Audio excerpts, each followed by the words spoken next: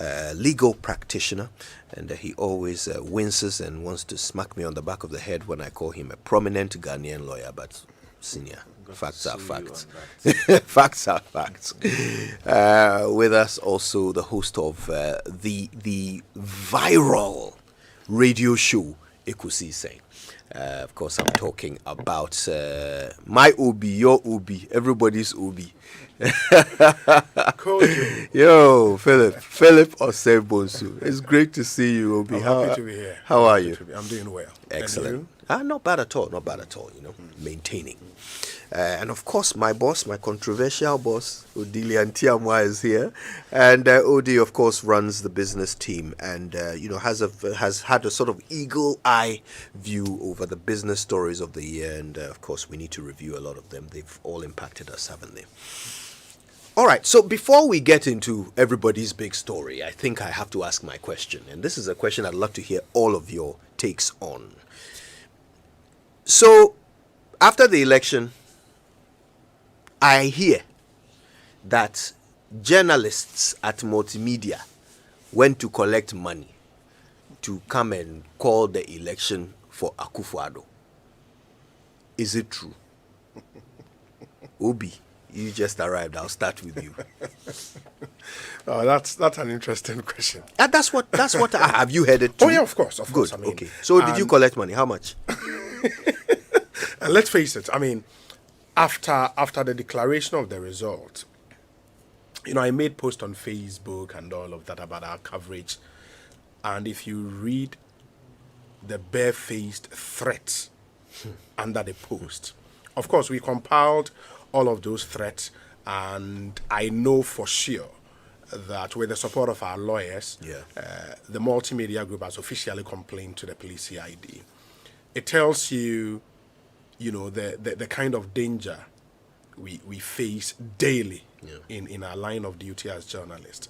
And of course, I know Samson would touch a bit more on that. But that allegation is an allegation we are used to, because, I mean, depending on who is in power and who, as it were, is the beneficiary of the calls we make relative to the elections, you find the person on the losing end coming with all sort of allegations. And it happened in 2000, it happened in 2004, in 2008, in 2012, 2016, in 2020. So it really no news to some of us. But maybe the levels it went this year were a bit frightening. Of course, I recall a press conference we picked live on Ekusi saying, for example, and that was a press conference addressed by the General Secretary of the NDC. And that was where he made reference to a sentence that bullets don't discriminate. And that statement came immediately after he criticizing the media, mentioning names of radio stations who called the election and all of that. That I thought was a bit unfortunate, and it feeds into a certain perception that, I mean, in a year, you lose to election and all of that. It doesn't really send the right signals. We don't do what we do based on inducement from any quarters.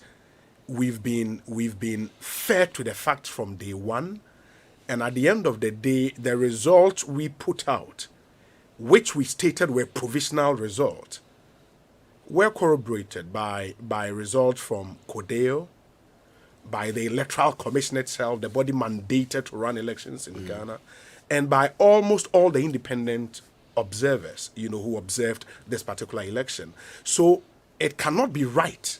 It can never be right that journalists at the multimedia group were bribed to call the elections. How about the AU Observer Mission? How about the ECOWAS team? How about the EU team? How about CODEO? And how about the Electoral Commission itself?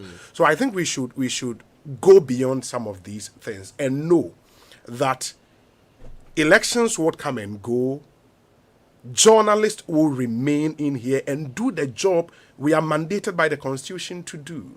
And I don't think it's fair for people to call our our profession into question based on mere rumors, based on people's own feelings and idiosyncrasies. It's not proper. And I think we should be muscular in demanding that we are given that respect as professional journalists, and people should know that we've done this since 2000, and it's been 20 years doing this, covering elections in Ghana. So, if for nothing at all, the multimedia group as pace setters in this have shown the way. We've shown that we are professional when it comes to the investment the company makes into election coverage is unbelievable. Yeah. And when I joined the management of the company, that's why I got to know what really goes into election, the kind of investment we make. It's crazy. Yeah. You know, so when we go through all that pain, and we never slept for 4 days in a row. I mean, 2 weeks or 3 weeks. before that, even before the election day proper, 3 weeks before that, I mean, we were going back and forth, testing softwares, doing all of that. It did not come easy. Recruiting our correspondents. Yeah. So when all is said and done, and people would want to rubbish everything you've done based on mere rumors, it's painful, you know. So I think going forward, we should come to the realization that we are professional journalists. Of course, we will not claim perfection, but we'll try as much as possible to do what the Constitution mandates us to do, to be fair, to be firm, to be objective. And I believe that's what we did in 2020. And I'm going to bring Odelia in at this point, but just before that, you know, I always like our conversations to be, you know, like spontaneous, family conversations. So, and I will moderate where necessary, but please feel free to chip in if you have a thought, an idea. Please just let it rip, and I'll moderate as required. But Odelia, there's something on my mind. I know that you, of course, participate in the setting up of our systems and the running of these systems during the elections. We have a you know, our election headquarters. That's what we call it. We have a system, a process by which information comes in. Yeah. We verify that information, double, triple verify before we put it out on air. You understand that process. So talk us through how, whether or not it's even possible for someone to achieve something by bribing us. I really found it really absurd that anybody would think that all of us will belong to one political party and will be willing to take a bribe from a particular political party. Remember that, apart from the fact that we did our work as journalists, we also went to the polls to vote. Yeah. And so people will have individual places they belong to. So for anybody to think that all of us must belong to one single political party for which we were willing to take a bribe is weird. And that really happens in the economist's world of all things being equal. And you remember that all things really are never equal. Apart from that, I worked in the strong room, and I quickly ran through what happens in the strong room. So in the strong room, I was one of the team leads, where results are taken from the various collation centers and based on pink sheets. So once the journalist brings in the pink sheet is, they take a shot of it, is sent onto a platform. It is verified based on signatures and everything, and then sent onto an Excel sheet. Now, the pink sheet is then sent into another process of verification where we have our finance team, the finance department, which is not made up of journalists, who will do the collation. Now they do this kind of double checking.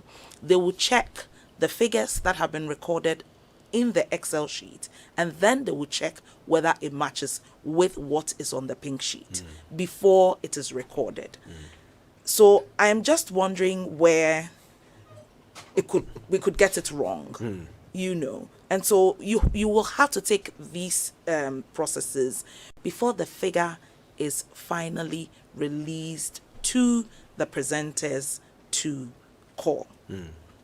The presenters have absolutely no hand in what is happening. They only call what has been collated in the strong room. Now, I was telling Obi before we began that elections are won at the polling station. The rest of the process is about collation. And I was just going through Codeo's margin of error because I'm interested in the fact that this is seen as a human institution and there could be a margin of error. The margin of error which Codeo mentioned between President Akufo-Addo, when you take a look at the lower end of the margin of error, together with the JDM, the John Dramani Mahama, indicates that, well, perhaps the figures that they have taken to court are close to this margin of error. I don't see how we can put in figures. It is what the Electoral Commission sends through the various collation centers, which are signed off by polling agents that are sent to us.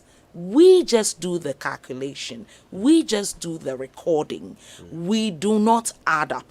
And how that is done with so many people in the room, pink sheet against figures. You as an individual cannot manufacture anything. And the point is, what is your interest? And what is the interest of the whole value chain? Right. Everybody wants to see the figures come out in the long run. People slept over here to just make sure that things are done. For days. Yeah. For days. So for me, that's actually what happened in the our collation room or strong room. Yeah. And so there's no way anybody can say that we manufactured figures. It's not possible. Now, I'm coming to Samson next, but I just want to say a quick good morning to Manasseh Azuri Awuni, who's joining us through the blessing of technology from a safe place. Manasseh, good morning. How are you? Safe place. I've always been in a safe place. Amen. Amen to that. Yes. I realize these days you stress the safe place. Well, I just wanted your listeners to be sure and assured that you are safe. I'm sure they worry about you. So Since I was born, I've always been where God is, and wherever God is, there's safety. Amen. Amen. From Amen. 91. From 91. Yes, we'll pass a collection bowl round in just a moment. But Samson, I know that one of the accusations that I've seen on social media on this issue is that somehow we were sent figures from the NPP's collation team, and we then used those figures to call the election for Akufo-Addo. So, you may have heard me say a number of times the reason I'm still in this business of journalism. And I've always referred to Article 162, Clause 5 of the Constitution. And it says that we in the media, we have a duty at all times. At all times. That's the Constitution. To freely execute our job by upholding the responsibility and accountability of the government to the people. I keep saying this is such an onerous responsibility. Trust on the media. If you don't understand this, you have no business being in the media landscape. If being in the media is so that you can earn salary, you are in the wrong place. It must be a calling. In 2015, I had the rare privilege of being the consultant for the Judicial Service in seeking solutions to the election petition process by way of shortening our time and ensuring speed. After I did all my research work and I went and made a presentation before the Supreme Court judges, one of them approached me later and said, "You are good at your job in the courtroom, but I also want you to take journalism as a ministry." Recently, after the GJA awarded me the Journalist of the Year, I went to court. And a judge who is spiritually in tuned said, "Samson, you should dedicate your time to this work as a ministry." And I jokingly told her, even though it's true, that, and this is a very principled judge, I jokingly told her, and like I said, even though it's true, that I feed and take care of my family from my law practice.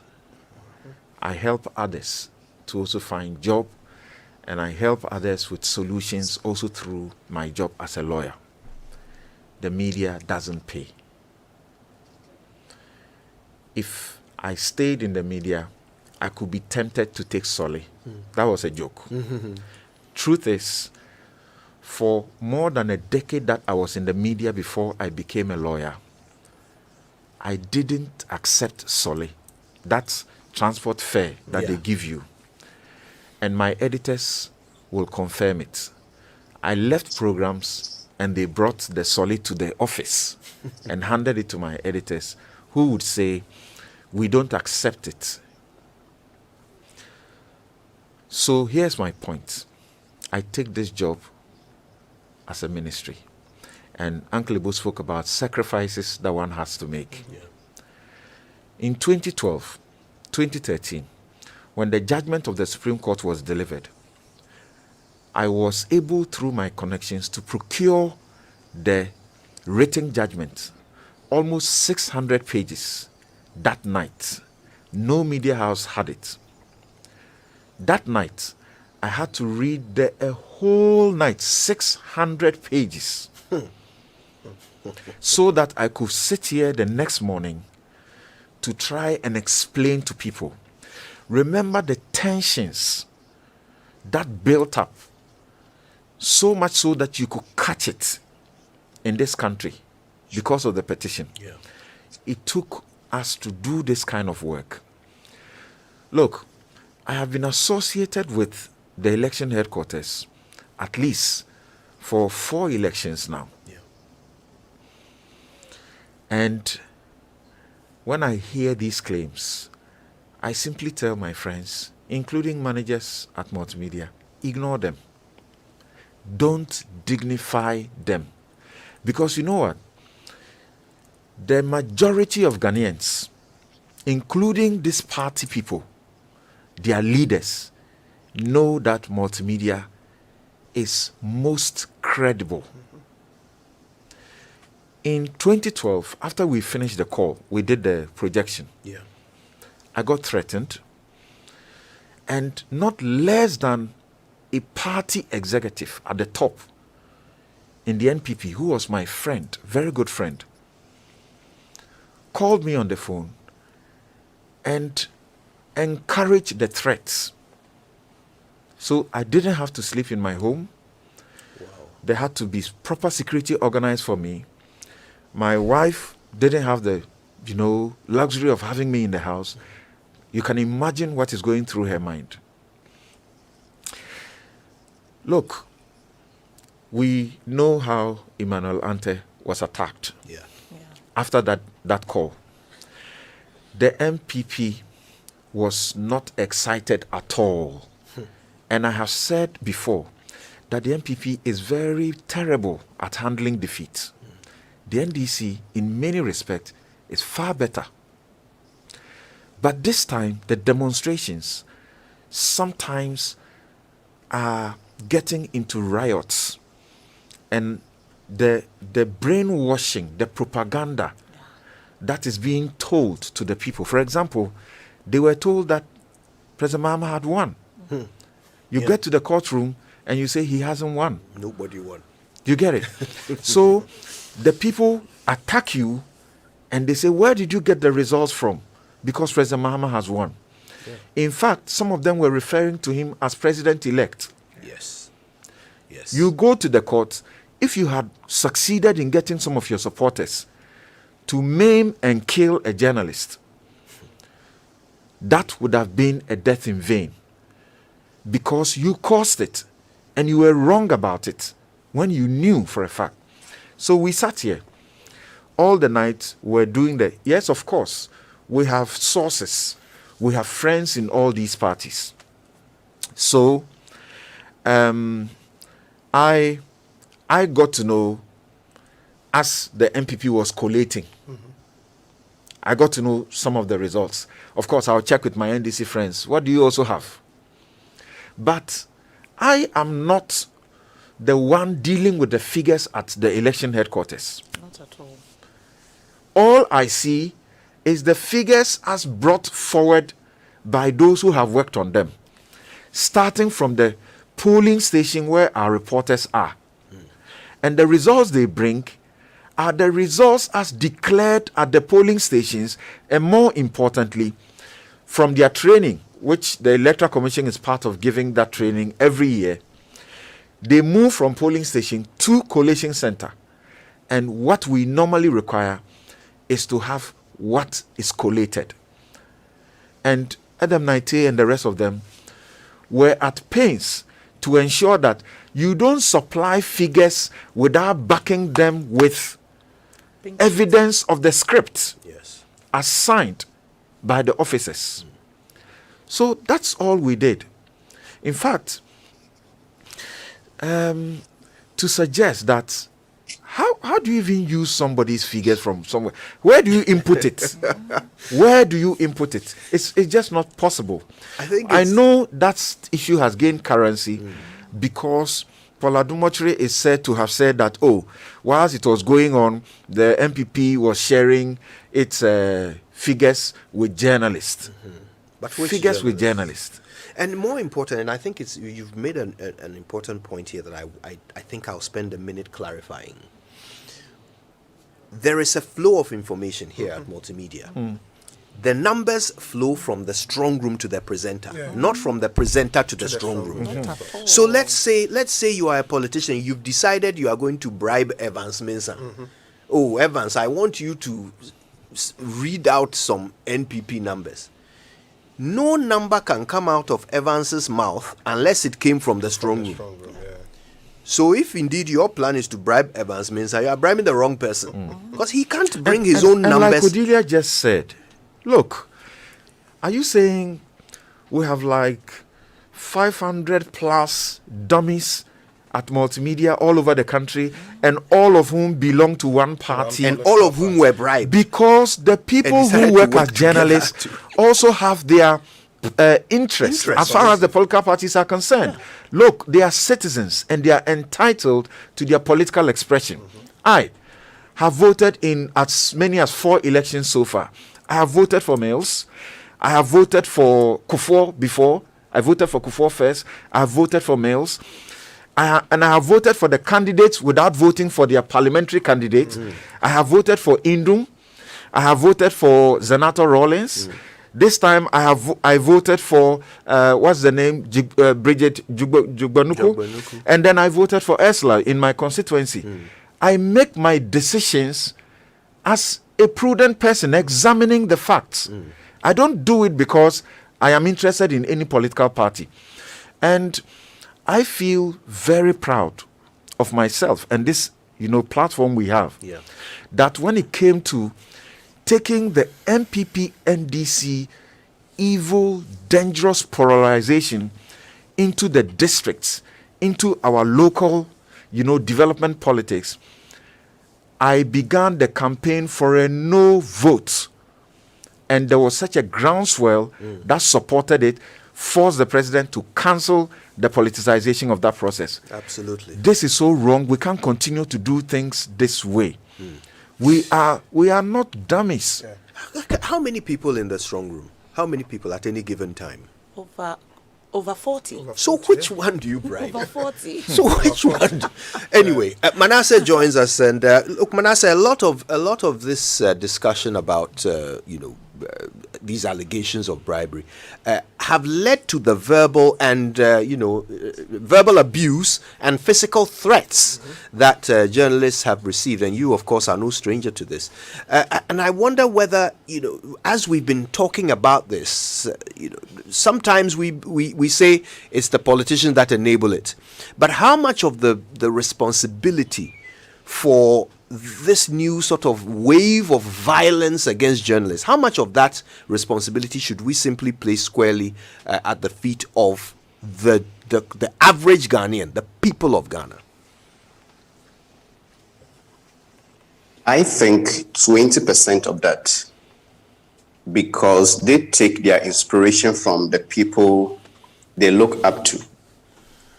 Some of us, when we're growing up in Ketekrachi, when we heard of an MP, a minister of state, they were like next to Jesus Christ.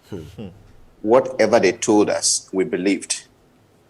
And so a lot of the people take inspiration from these politicians. So they simply do not have minds of their own.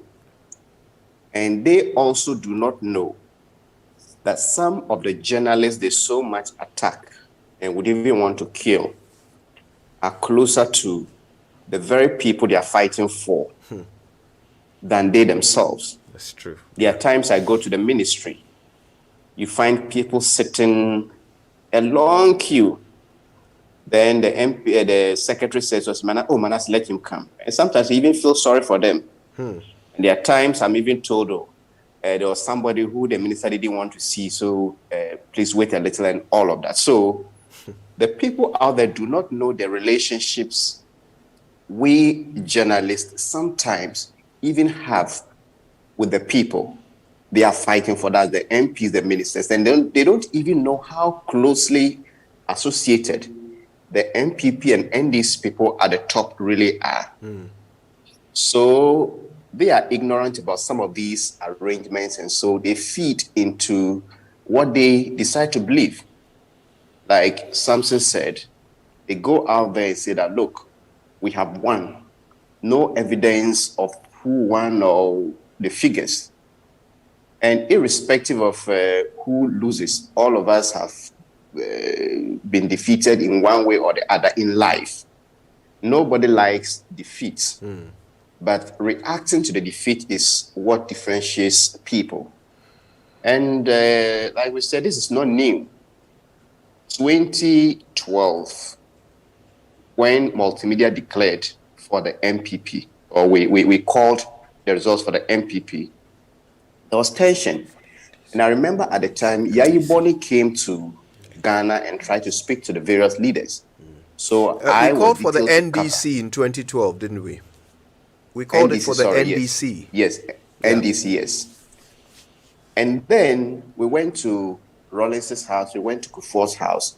The next stop was the residence of candidate Akufo-Addo.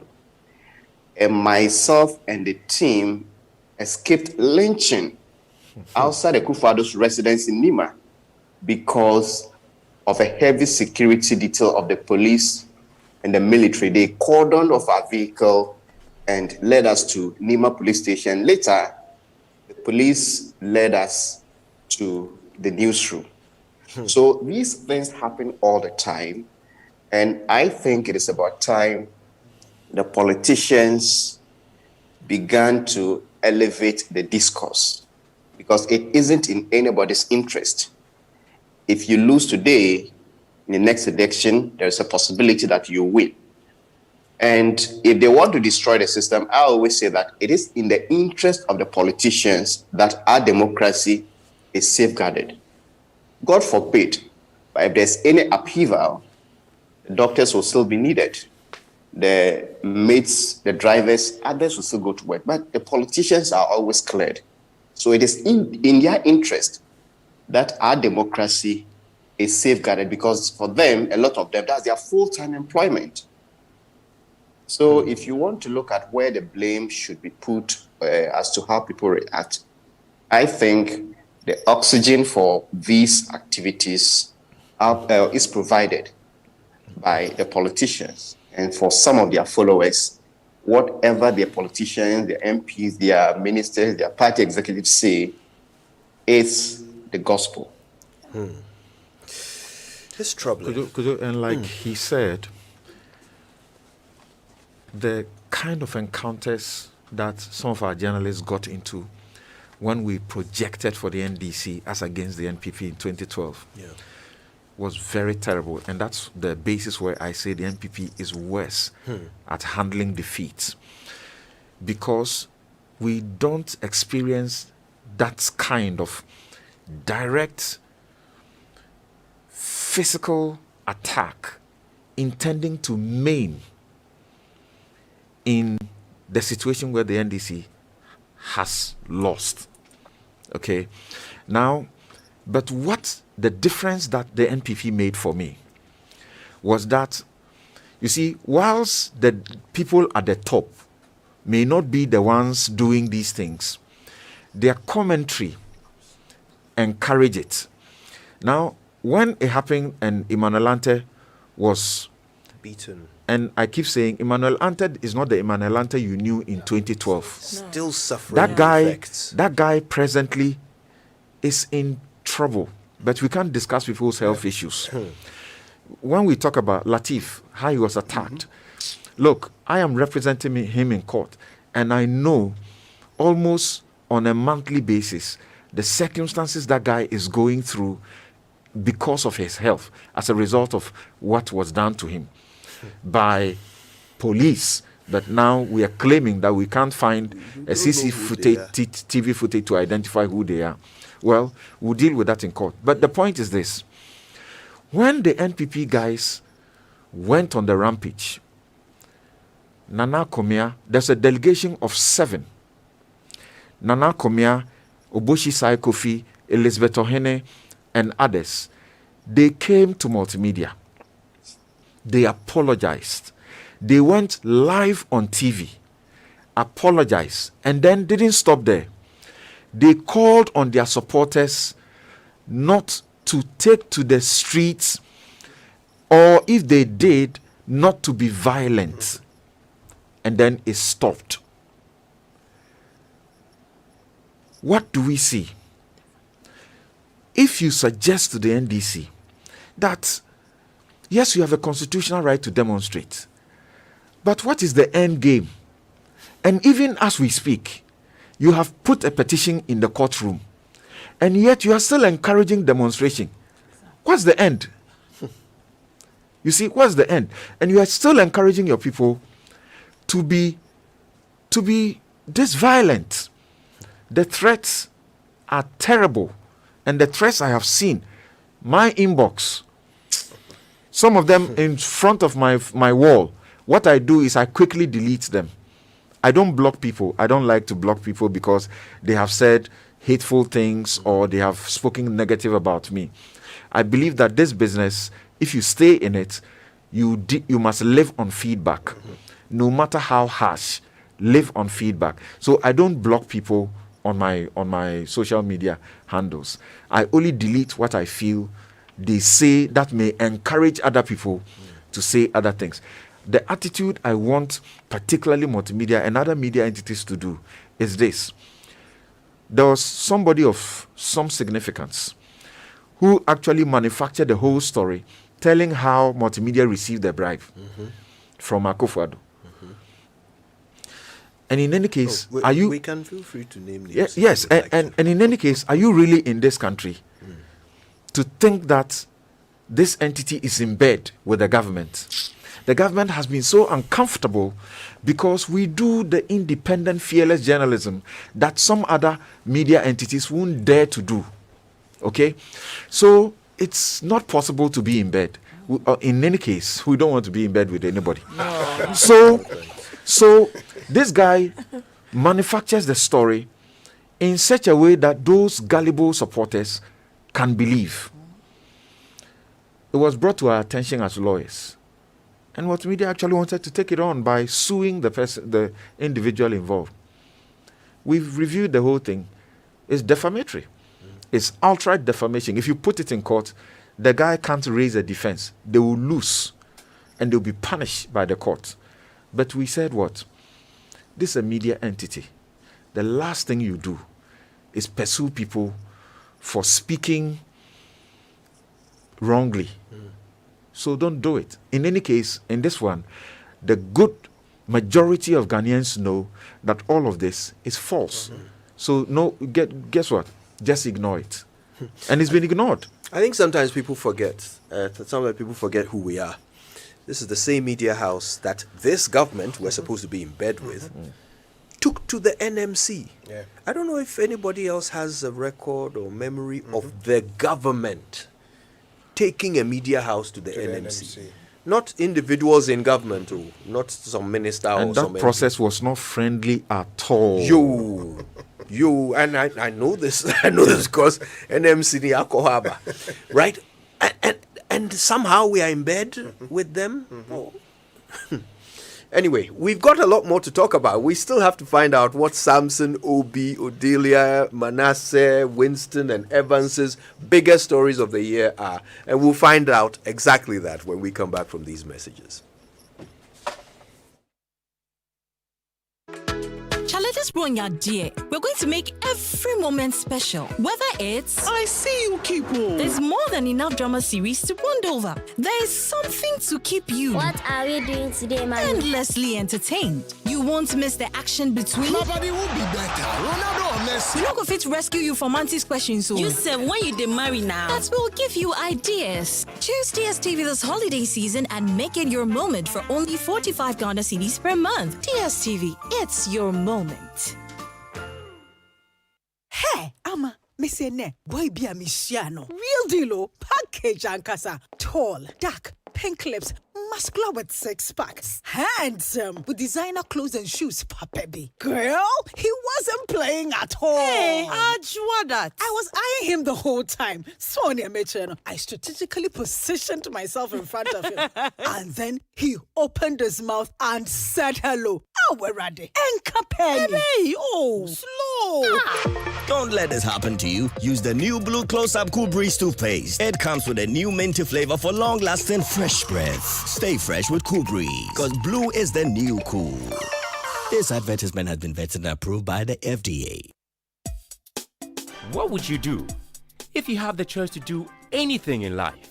Build your dream house, take very good care of your family, and plan for a comfortable retirement. Plan a befitting funeral for your loved ones when they depart. How would you live if you knew there was a friend waiting to support you on all of your life's choices? You have such a friend in Glyco Life Insurance. Glyco Life has all the plans to meet your life's needs. Your child's education, your life savings, your mortgage, funerals, redundancy, and your retirement, and takes the burden off your shoulders. So go ahead and live life to the fullest today with Glyco Life Insurance plans. And remember that all our policies are hedged against inflation. Talk to Glyco Life on 0302 218 500 or 246 142. Also visit our website at www.glycolife.com or any of our branches nationwide for more information. Glycolife, we cushion you for life.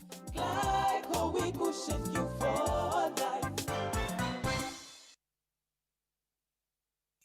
The season of celebration is upon us. Stay safe while linking up with family and friends by following the COVID-19 safety protocols. Remember to mask up, wash your hands, and observe social distancing.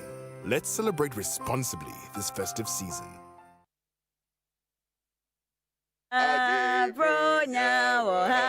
Bronya wo fie, bronya wo ha, bronya wo babyara. Official ponianum. This Christmas go make sweet rough. If it's a Go TV, your bronya papa fie. Bronya papa fie pa. Make you enjoy quality family time, watching all the best shows this festive season. Get the best in La Liga, Serie A, and EPL on Super Sport and other leagues on ESPN. Where the bronya dead deal. Dead one kasa. Zero and Rock GH brings us lots of drama and suspense, cartoon Cartoon Network, Nickelodeon, and Disney Junior brings all the best in kiddie entertainment. This be the time to get your GoTV decoder. Go tenor with 1 month plus subscription. All the best in one place. It be 109 Ghana cedis per. Use my GoTV app no connect to GoTV so. And now pay by the agent to be in your area for any GM Rosso. T&C Supply. GoTV. Love it.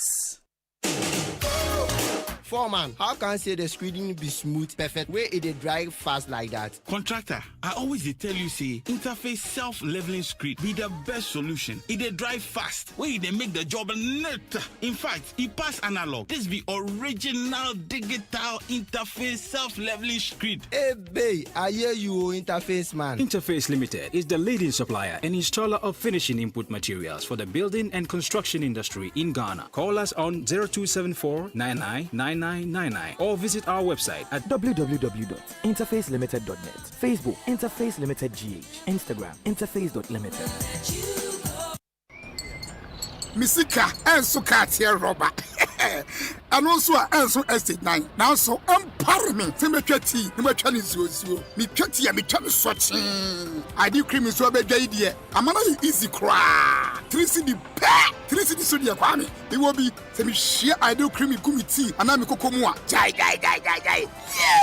I take down crown for them. Book store. Hwehwe ideal creamy for fry the light blue asense wa air sort she. Ede na ne bo so da fem. FD ahwehwe sa etwatien krato yi mu agya tum sey.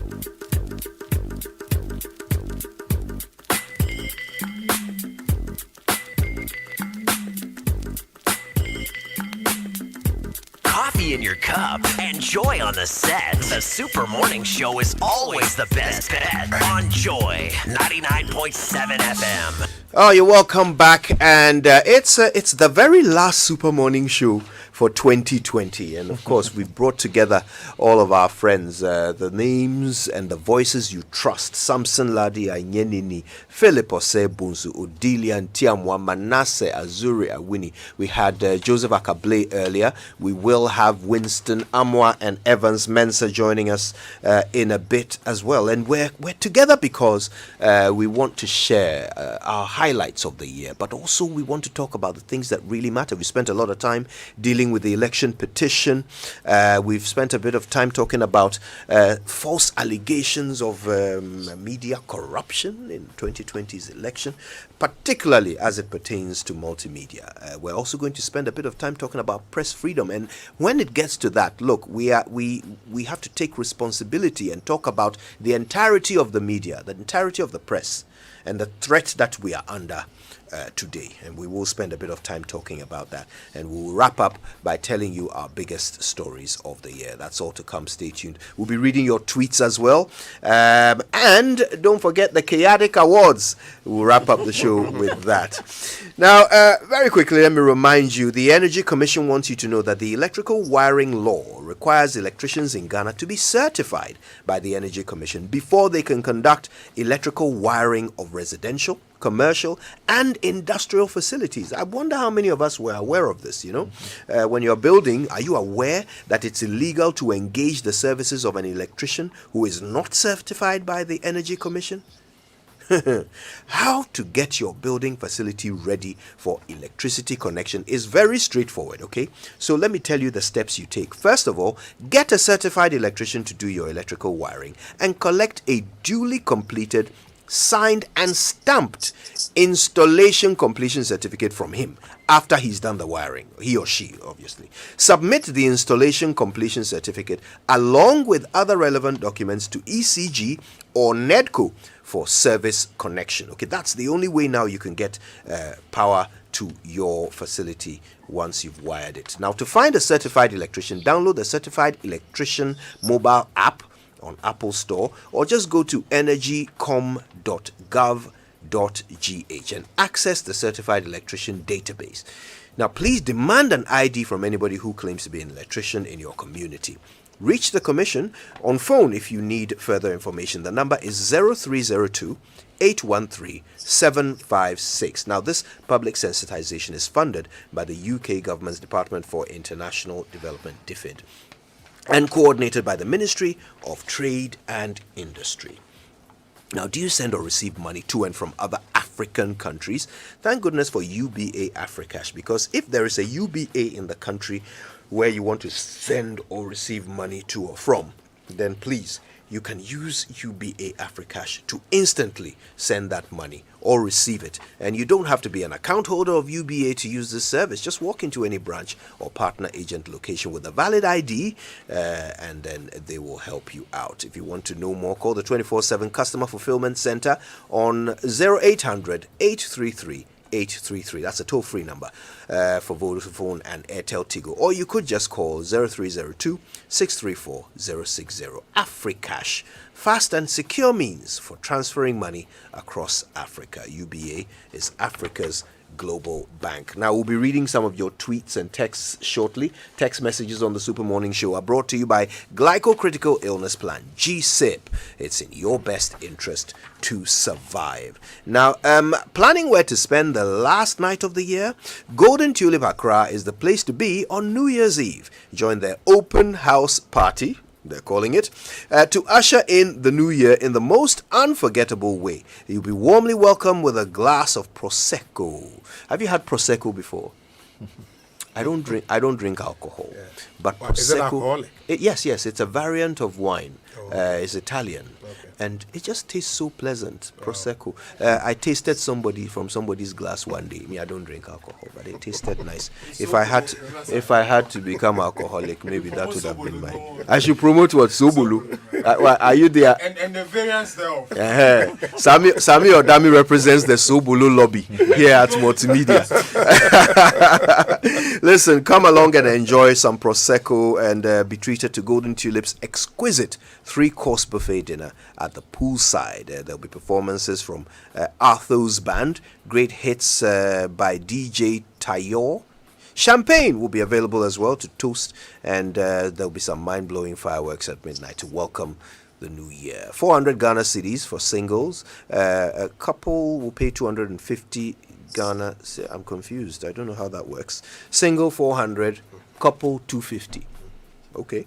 And it's all at 8 p.m. until 3 a.m. You can book in advance and make payments.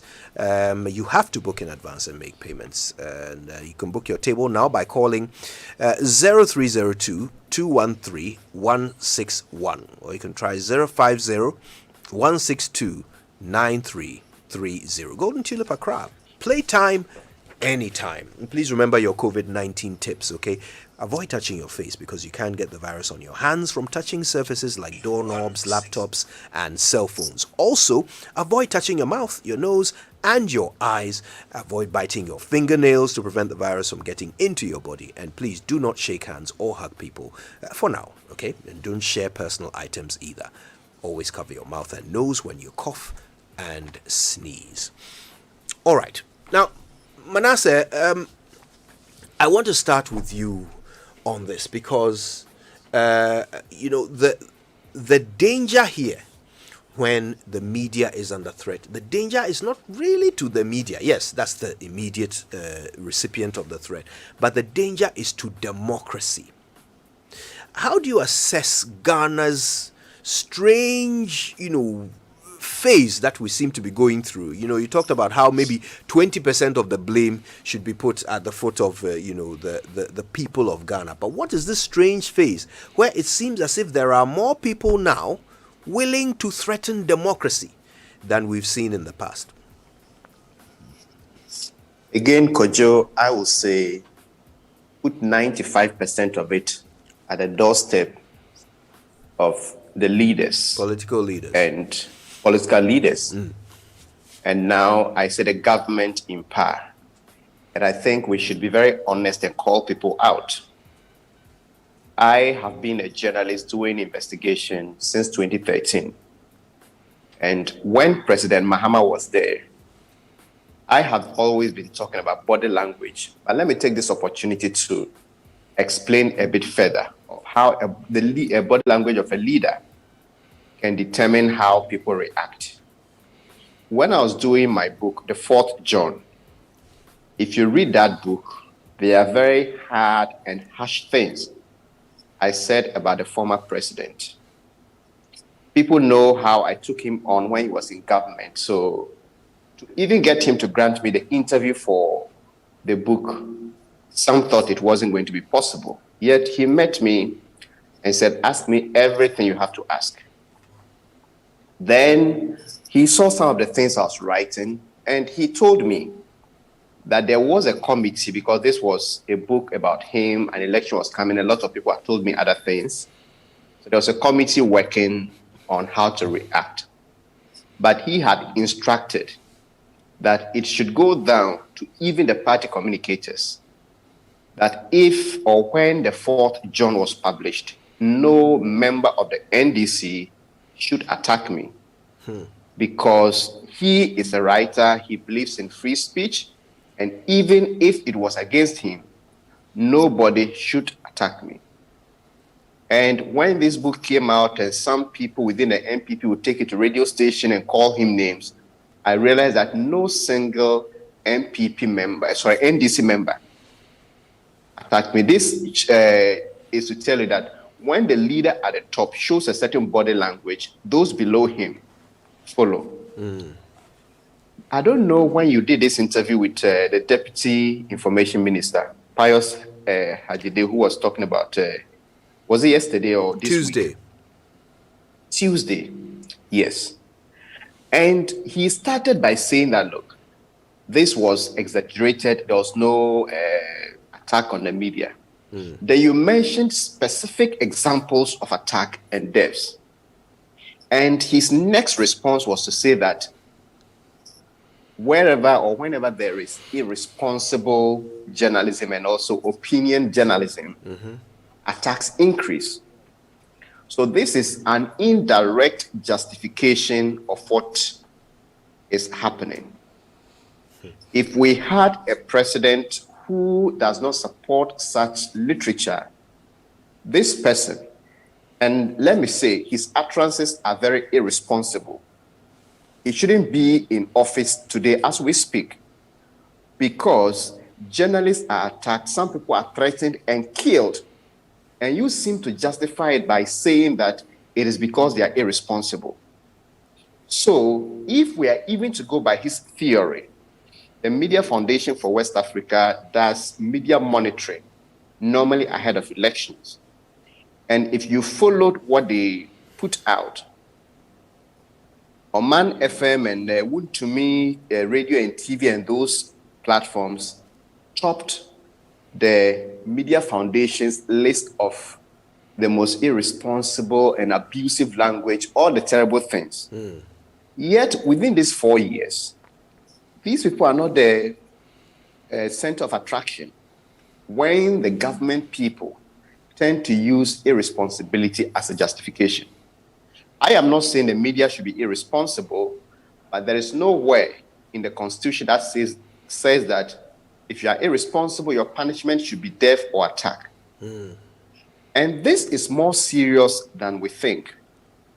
On Monday, my good friend Abdul Hai Mumin of GTV put on Facebook that if something should happen to him, he put a picture of a particular young man should be held responsible. These people actually went to his house and were hitting at his window. If you're a man, come out and we'll deal with you. The matter eventually ended up at the Nima police station. Even though they said they had issues with him, what really triggered that immediate attack on him was that he did a post on Facebook that was encouraging me, after I received threat, that post was encouraging me to keep writing and I should continue to let my writing bite. And they cited that when they attacked him. So we are not making these stories up. These are real issues that confront journalists. And like you rightly said, when you attack the journalist, it isn't just about that individual. I think it was Chinua Achebe also who said that the cock may belong to one household, but when it crows, it wakes up the entire village. And those of us who lived in the village and had to rely on cockroaches to wake up and go to places would understand this better. Yeah. What he said or meant was that, look, there are certain people whose jobs do not benefit them alone. And on Newsfile, I cited multimedia, the number of communities that got water, that got schools, that got hospitals because we did stories. Yeah. When they took 60 million cedis from the RLG group because of our Ajida investigation, not a person came to the multimedia group, even though the company spent so much money to get that story out. When in 2017, the robbing the assemblies led to the cancellation of a fraudulent contract, the state saved 333 million Ghana cedis. Not a person came to multimedia or to me. So all of these works, beyond the personal sacrifices of the journalists and the media houses, they go a long way to benefit society. And the politicians themselves, I can tell you, Kojo, that some of them, including ministers of state, would sometimes reach out to people like us that, you know, these things are happening. I'm in government, I can talk about it. And people like you, when you speak, they listen. So put this out. There have been times ministers of state gave me leads about corruption in their own government to investigate. So our work is important on a number of levels. So if we have a system and a government that for the past 4 years, journalists are complaining, then it is about time the president sat up. And it's about time people like Pius Enam Hajide realized that if we are to go by that principle, then some of the most irresponsible utterances come from politicians. But nobody will say go and attack or kill a politician because he or she hasn't spoken well. Yeah. So they should allow everybody to have the freedom. There are many other channels you can take us on. You can sue us for defamation or whatever. You know, it's fascinating, Manasseh, and in fact, let's bring this now into the studio, because Mr. Hajide's comments on Tuesday were that wherever there is opinion journalism or irresponsible journalism, attacks increase. So is that what is the? I don't know if somehow, if we are also supposed to be responsible for our own safety, we should be less opinionated. We should, be seen to be more neutral. Just come and give bulletins and go home. Is that what our new job should be if we want to be safe? Kojo, I followed that discussion, and I was livid listening to him. And to be blunt, he clearly, demonstrated, a lot of ignorance. For example, he didn't know, as a deputy minister of information, whose ministry has supervisory responsibility for some sort of media, institutions. That's unfortunate. That he didn't know basic, that opinion journalism is journalism endorsed by the Constitution. Now, if you get into that job as a minister, if you never read any part of the Constitution, you should be reading the chapter on the media. Yeah. And that chapter is just a few clauses. In fact, all you need to be abreast with is the first three clauses, the first three articles in that chapter. So for him, and I heard him vehemently defend that ignorance he was spewing. The Constitution actually endorses opinion journalism, but doesn't end there. Says you should not be penalized for your opinions.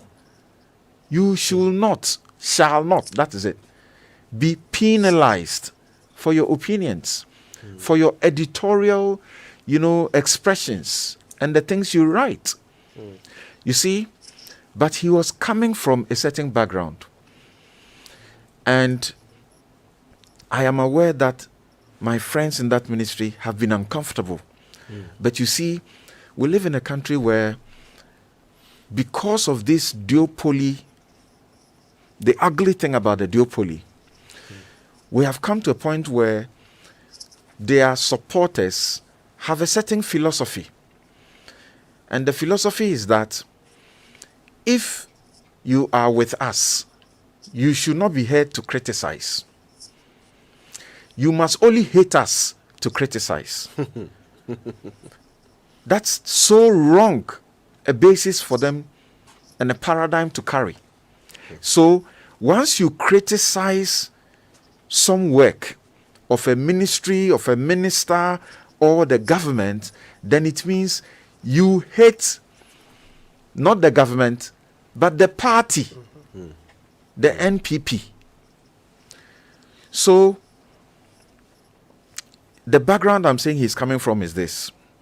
Once these attacks were happening over a period, and people were complaining, in fact, President Akufo-Addo had the opportunity to actually say that he prefers the noisy, whatever journalism to a monstrous free press to whatever it was. I'll look for the quotation and share with you, because I've used it to write one of my takes before. You would see that the ministry that was supposed to lead the conversation, and I was so disappointed in Kojo Nkrumah, who comes from within us and has the opportunity, such a rare privilege, to head that ministry, to start a crusade and a campaign that said, practice responsible journalism as an answer to the cries about the attacks. So you would see that almost all MPP spokespersons everywhere, the slightest thing you raise about media attacks, they will say responsible journalism. Responsible journalism. As if to say that if a media entity or a journalist errs, commits a mistake, they are deserving of physical attack or even the threat that we have seen. Look, the point is this. We are practicing a democracy of the rule of law, not the rule of men. Therefore, it is not only applicable to journalists. You have no right to lift a finger on anybody, not a journalist, anybody for that matter, because you suspect they have done some wrong.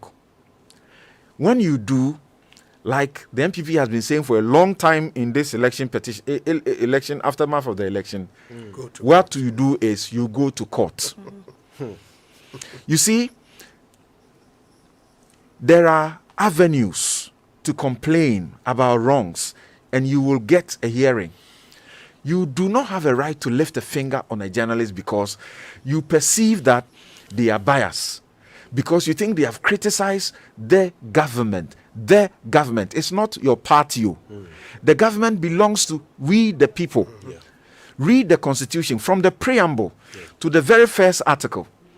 The government is supposed to conduct business for and on our behalf and for our welfare.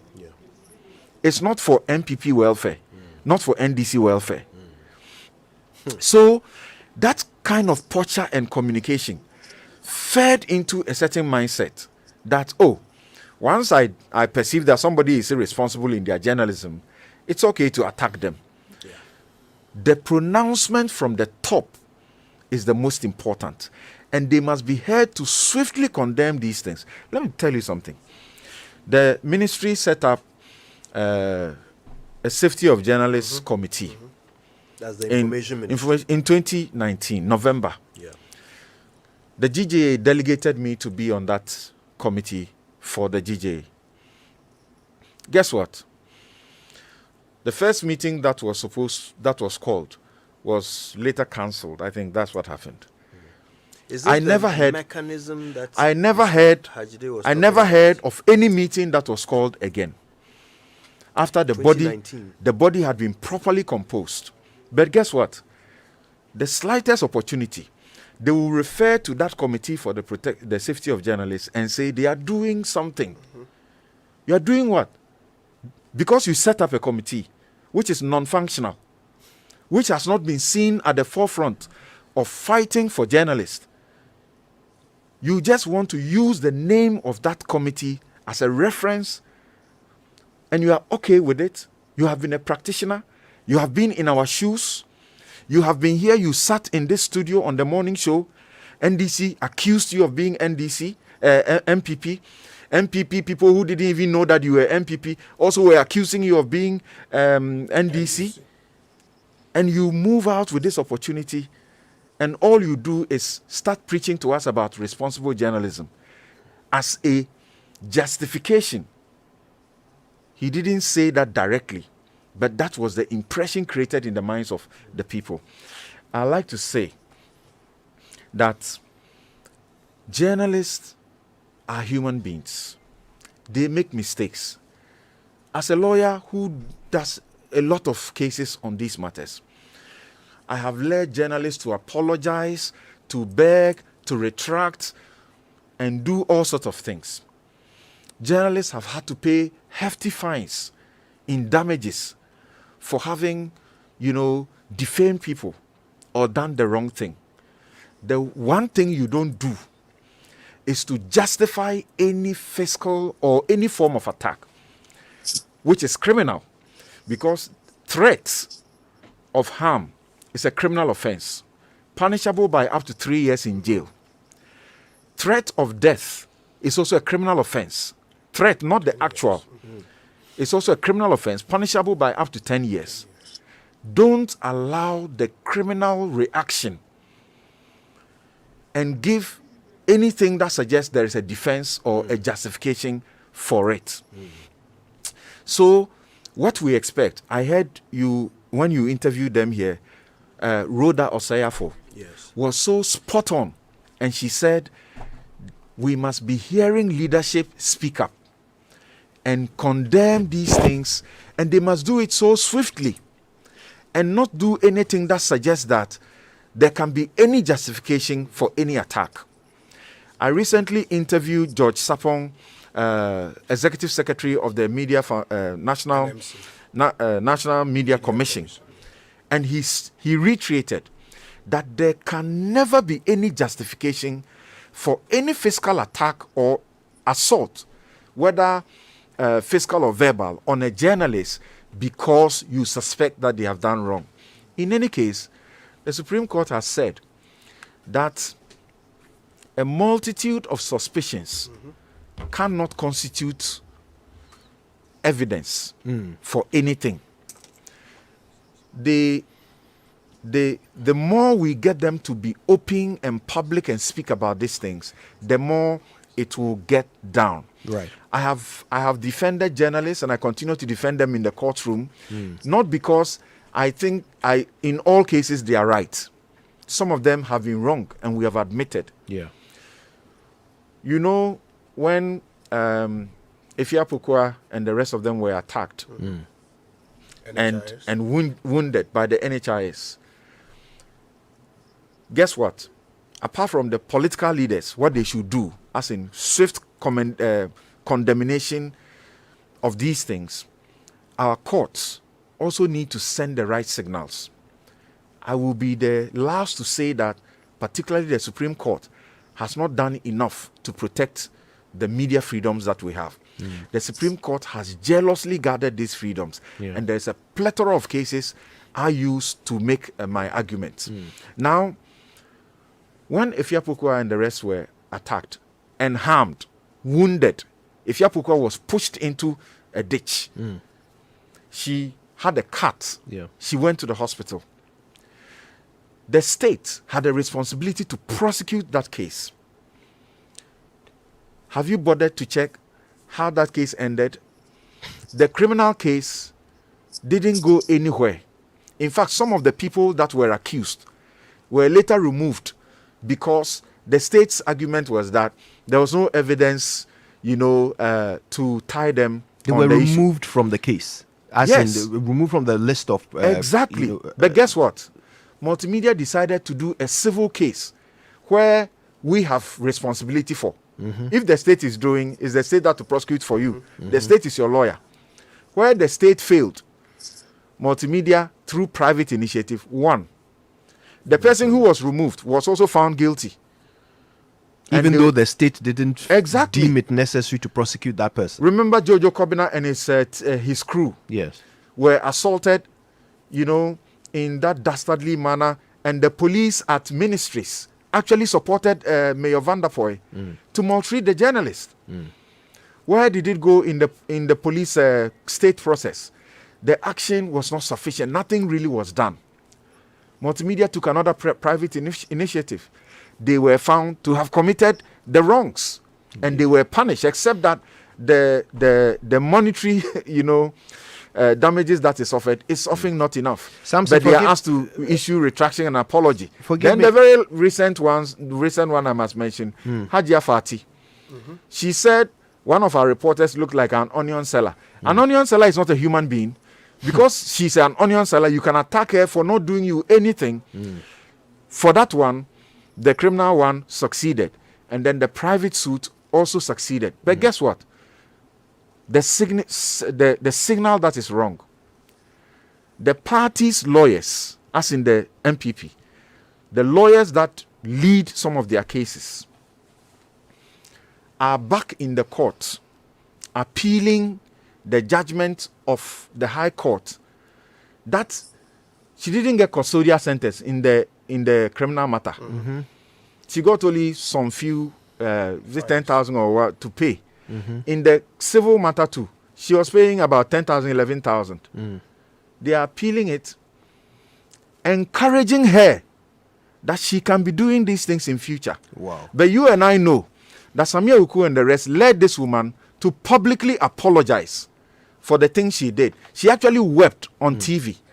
Yet her lawyers are making an argument these actions that she ought not be encourage the punished for party them. people that these things can be done. It's Interesting. wrong. Samson, I want to bring in Pius Hajide. He's joining us over the phone. I think he's been listening and has an intervention. Mr. Hajide, good morning. Yeah, good morning, Pastor. Thanks for your time. So what's your contribution?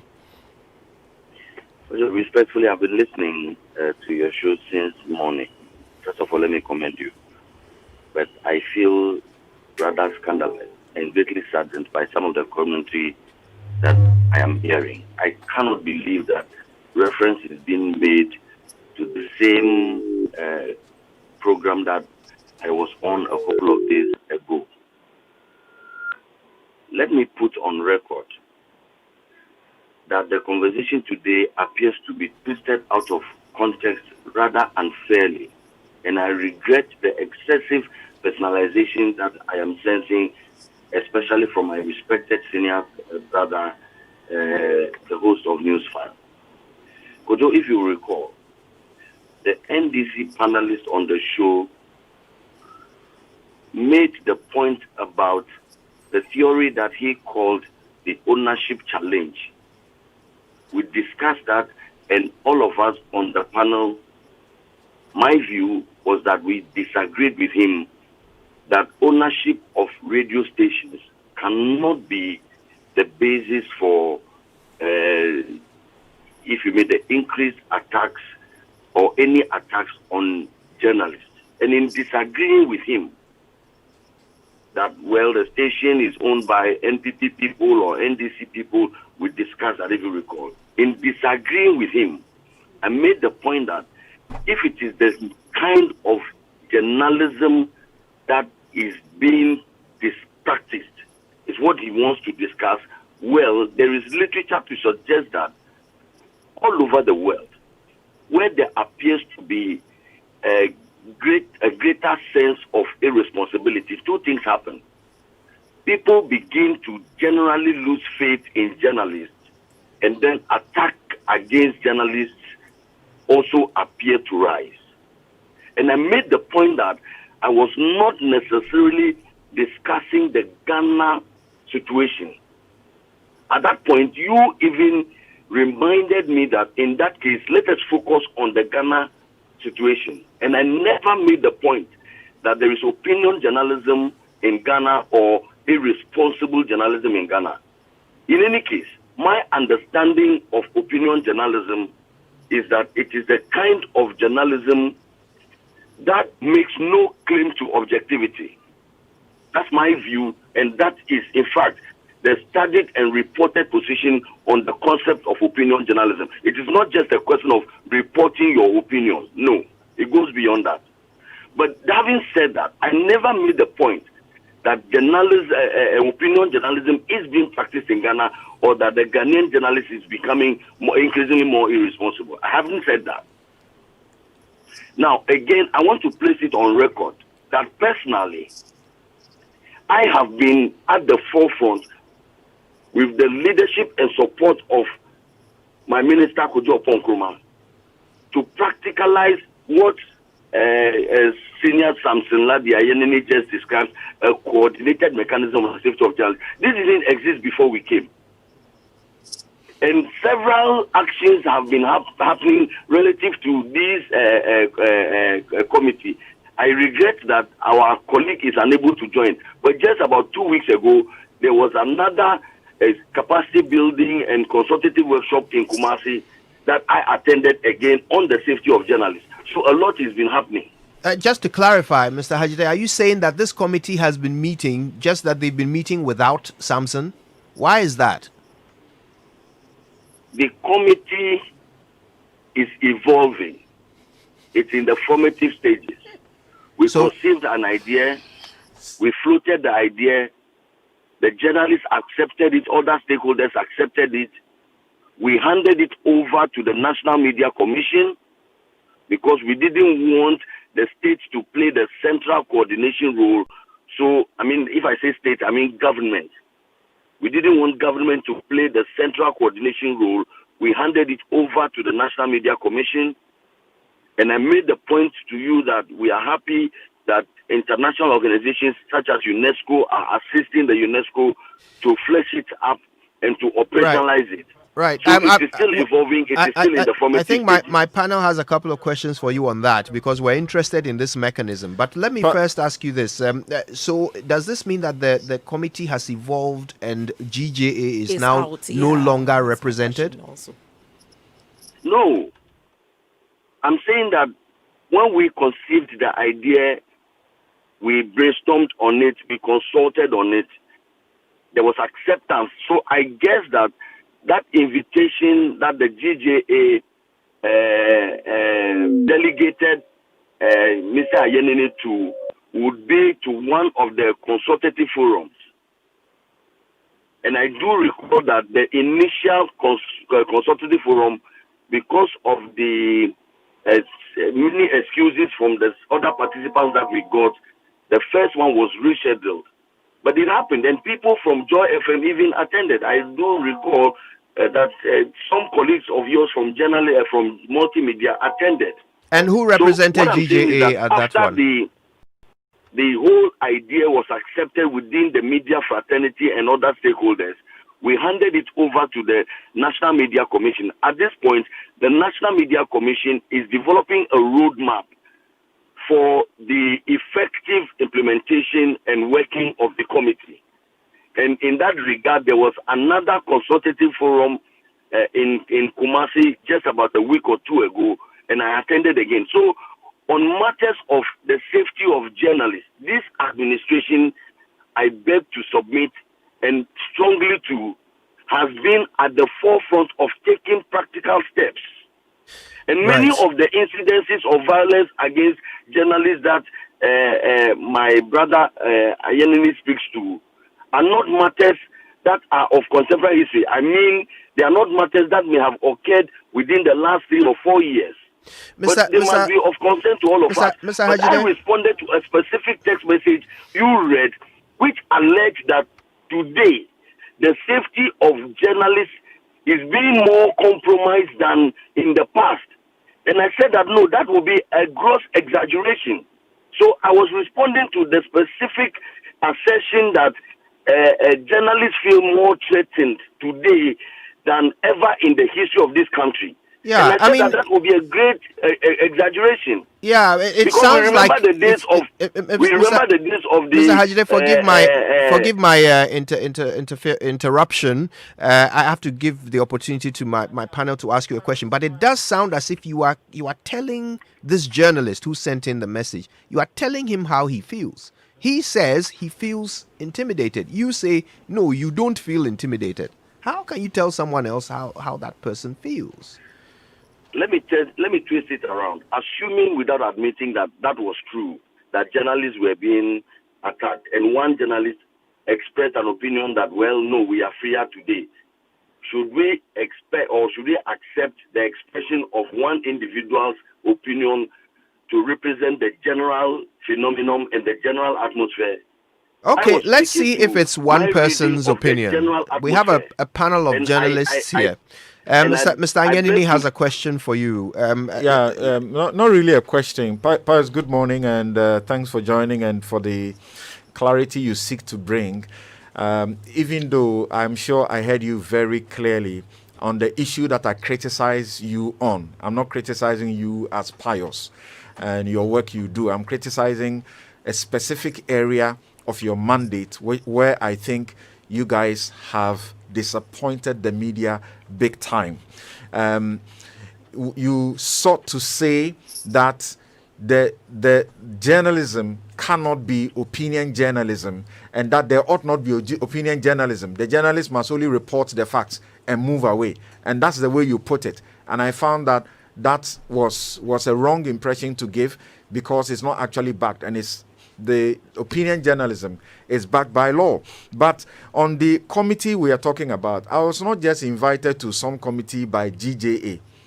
It was a letter you wrote, as in from the Ministry of Information, dated the 26th of November 2019, and you were inviting, as it were, the GJA to serve on the National Coordinating Committee on the Safety of Journalists. And the GJA delegated me to be on that committee. I am complaining to you today. We have met before, and you told me and assured me that there will be some meetings because you were working out things. And I'm telling you that since 2019, when it was set up, I, as a member of that committee, have never been invited to one meeting. I'm entitled to say that because there's no invitation to me for any meeting. I do not know about any member who has attended any meeting you set up. So whilst the idea may be good and we applaud it, but if it only remains a reference for you to use to tell the world that you are doing something, then that's not good enough. Well, if I may, Mr. Anyanini, I think that respectfully you are wrong in your criticism of me. When I said that opinion journalism, I am not merely referring to reporting or expressing your opinion. I am referring to a global concept where people think that when journalists have an interpretation of the facts, they present their interpretation of the facts as the facts in themselves. And I made the point that when you express an opinion, it comes with the disclaimer that this remains your opinion, and and there's an advice to the viewer or the reader that these are not the facts, but these are an interpretation of the facts. And it is a global understanding that opinion journalism as a concept makes no claim to objectivity. It's subjective because it is an interpretation of the facts of an individual. If that individual holds himself over and above other persons and believes that his opinion is sacrosanct, that is a matter for the person, and the person needs to advise that this is my own personal opinion, but I still believe that it is sacrosanct. Mr. Hajide, forgive my intervention here, but I think we need to clarify this this definition of opinion journalism. And I have a definition here. You just need to maybe Google it. Yes, I have. So here is a definition from the American Press Institute. Okay, and it starts the way you started, but there is more. So it says opinion journalism is journalism that makes no claim of objectivity. And then it says common examples include newspaper columns, editorials, op-eds, which are opinion editorials, editorial cartoons, and punditry. So if someone is a pundit, he is practicing opinion journalism. It is not illegal, immoral, incorrect. It is actually conventional, accepted, and a real aspect of journalism. An editorial is an example of opinion journalism. So are you saying that where there are more editorials, there are more attacks on journalists? No. I made that point. All the categories that you have just listed at the same point I made on the show. And I say that in the matter of an editorial, the principle is that there is an inherent disclaimer that these remain the views of the writer or the speaker. They are not the facts as observed. And so as journalists, when we report the facts and we even want to interpret or analyze the facts, we are free to do that. And that is opinion journalism, right. Mr. And that Hajide. is right. Okay, but when you do, and I was saying that if you want to replace the facts with your own opinion, that's a problem. And again, I even replacing facts with your own opinion is not opinion journalism, Mr. Hajide. Forgive me, but there is a point beyond which we have to educate. We can't say things that are not correct. So forgive me for this, but we have to educate. Replacing facts with your opinion is not opinion journalism. In fact, it is not journalism. Opinion journalism is where you are making clear that the information you are putting out is either an editorial, it is your or it is your informed opinion as a professional, as a pundit. That is opinion journalism. You are not replacing facts. You are not replacing facts, Mr. Hajide. Please allow. Let's give the correct education. I think that we are saying the same things. And I'm saying that I'm not saying that when people interpret the facts, or people don't have the right to interpret the facts. I'm saying that journalists can interpret the facts. They can express their own opinion. There's no problem with that. Okay, but just that cannot be a replacement for the facts by themselves, because the fact and the interpretation of the fact can be two different issues. So that's the point I'm making, and I'm prepared to concede to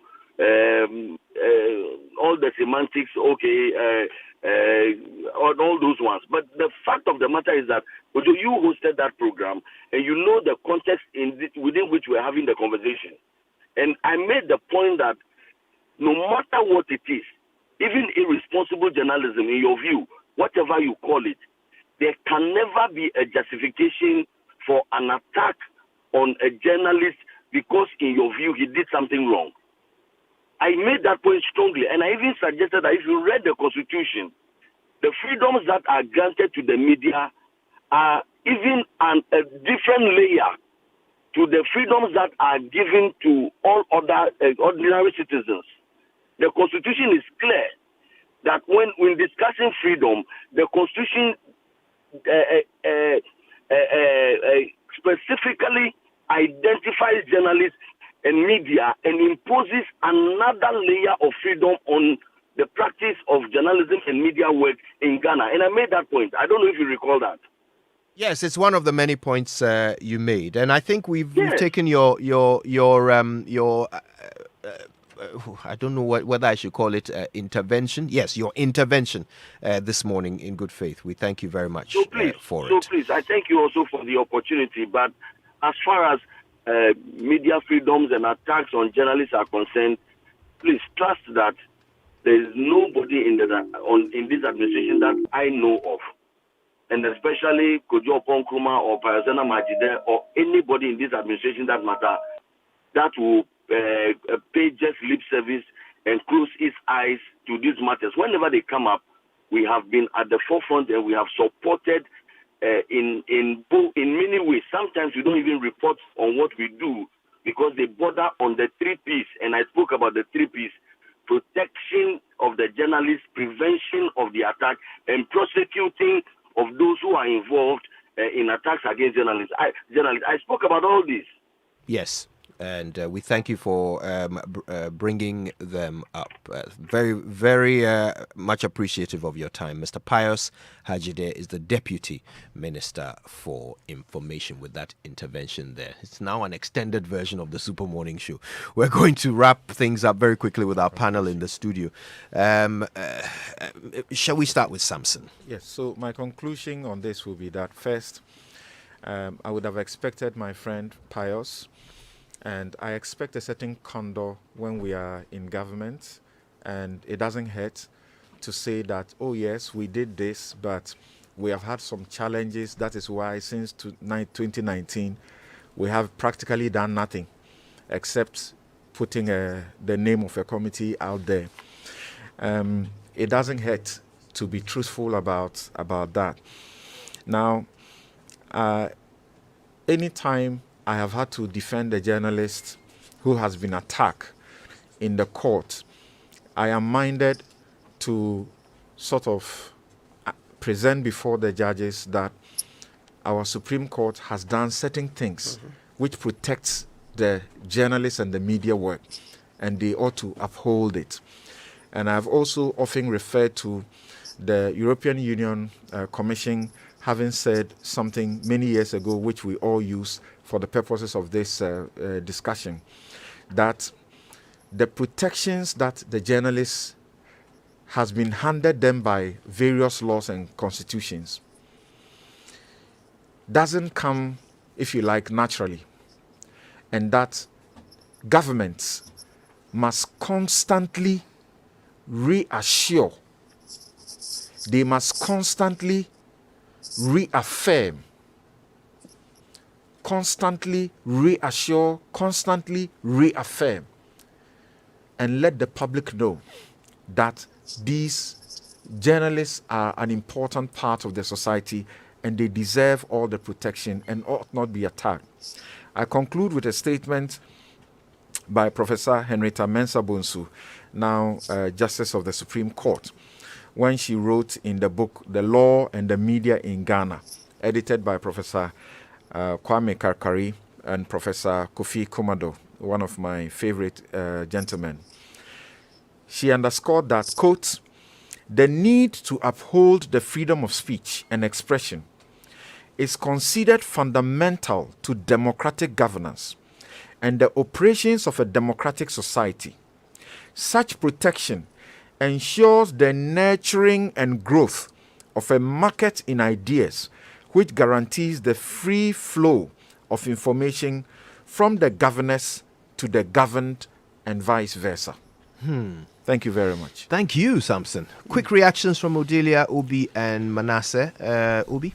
Yeah, I would say as we end, if there is one person who should be worried about the current development relative to media freedoms, I think it should be the President of the Republic, Nana Addo Dankwa Akufo-Addo, for the simple reason that, I mean, his record as a lawyer is clear, and as a human rights activist.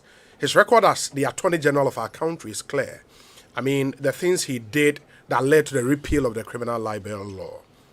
His record as president, you know, in making sure that something my senior and his other colleagues have pushed for, the Right to Information, you know, Act, becoming a reality, is clear. So if I quote Akufo-Addo in court when I'm defending journalists. I quote him in cases that he did. So he should be worried, and I believe we should see some leadership from him in stemming this tide. It's worrying. There should be a reason why. I mean, outside the three arms of government, I'm yet to see in the Constitution any other profession with a whole chapter dedicated to it. I mean, chapter 12 is dedicated to the freedom and independence of the media. Our responsibility as media men is enshrined in this Constitution, of course, and we know that responsibility. You know, so we don't believe it is left for somebody to tell us our responsibility. It is enshrined in the Constitution. In fact, Article 164 is clear that the freedoms we enjoy in Articles 162 and 163 are subject to laws that are reasonably required in the interest of national security, public order, public morality, and for the purpose of protecting the reputations, rights, and freedoms of other persons. So we understand that. And we also know that if somebody finds any work of the media offensive, that person has the right in this Constitution to sue and even compel us, to publish a rejoinder for him or her. Yeah. So the rights and responsibilities are clear. And I think going forward, we should appreciate the work of journalists and know, because always I ask this question. Okay, people are like, journalists in podium. When you flip that coin, ask that, where would Ghana have been without the work of journalists? And I think I would end on that simple question, that the Ghanaian people should appreciate where this country would have been without the work of journalists. I think I'll just quickly continue from there and say that politicians should remember that elections will come and go. They will be in power and they'll be out of power. And they would need us again to gain power or to lose power. And so they should be very mindful of how the institution of journalism is treated, because it's good for this country. This country has had financial support, has had investments coming from different parts of the world, because we've kept the democracy together, and the media has been a critical part of this. Thank you for that, Odelia. I have 30 seconds left for you, Manasseh. Quick final thoughts on this. Well, I would just want to reiterate what Obi started with. There is a proverb that a man must do his own growing up no matter how tall his father was. The repeal of the criminal libel law is President J. Ekufuor's legacy. What is President Ekufuor's legacy? I remember the death of Ahmed Swale. I remember the arrest and detention of modern Ghana journalists. I remember that I had to reject police protection in 2016 because I felt so safe. And a lot of journalists don't feel that now.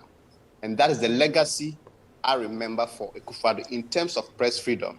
In the next 4 years, he should write a different script. Thank you, Manasseh. This is how I would like us to conclude today's Super Morning Show, the very last show of the year. And coming up, by the way, is Cosmopolitan Mix.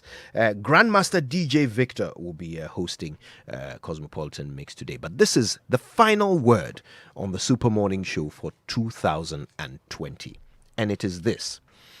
For those of you who expect journalism, in addition to being independent, free, and credible, to also be neutral,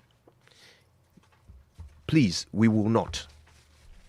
Our job is not to be neutral. Our job is to be objective. Neutral means you have to take 3 good things to say about party A and find another 3 to say about party B, so that it's always balanced and equal. That's neutral. Neutral means when they say it and it's bad, you don't even get involved. You just walk the middle path. Objective means when it's good, you say it. When it's bad, you say it. So if NPP has been good 3 times this week, we say it. We don't look for 3 good things to say about NDC also to balance the week. We simply say what has happened. We say the truth. We do it fearlessly, independently, and credibly. You can expect that from us in 2021. My name is Kojo Yankson. It's always a pleasure. Coming up next is the Cosmopolitan Mix. Stay with your superstation.